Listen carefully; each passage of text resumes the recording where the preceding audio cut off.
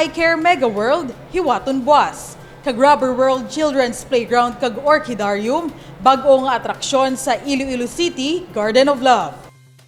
All set na ang paghiwaton nga groundbreaking ceremony para sa iCare building sang Iloilo City Government sa Mega World area.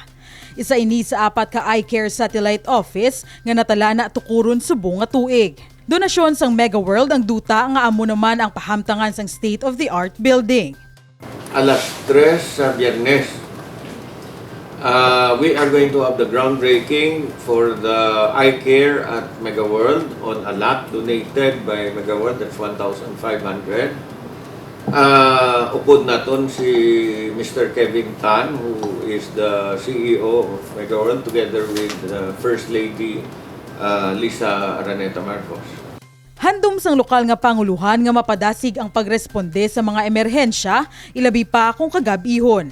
Gani, ang iCare Mega World ang pahamtangan sang personnel sang City Disaster Risk Reduction and Management Office, PNP kag BFP. Sa hiwaton nga groundbreaking, magapirma man ang Iloilo City Government upod sa Mega World para sa 20 million nga donasyon para sa CDRRMO. Mapirma man si Mr. Kevin Tan sang iya assistance sa aton DRR in the amount of 20 million. Whether it's going to give cash or in the form of the requirements of DONA, bahala na. Basta matag siya 20 million para sa aton to iCare nga command center dito sa Gaisano. Sa karon, 4 ng operational nga iCare building sa Kalumpang, Gaisano, Balantang, kag Ungka. Samtang under construction naman ang Mega World, Suok, Nabitasan, kag Esperanza. Carmela May Rodrigo para sa Level Up Patrol.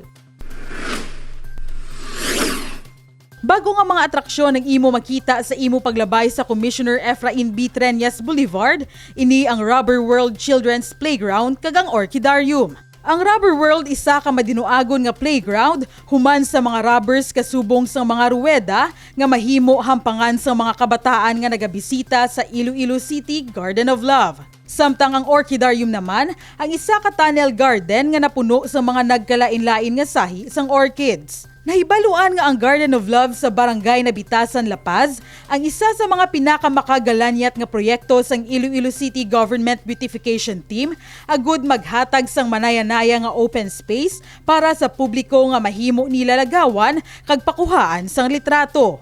Ang hardin na puno sa mga kabulakan kasubong sang sunflower, yellow bells, celosia, rose, santan, spiny spider flowers kag salvia fizz peach.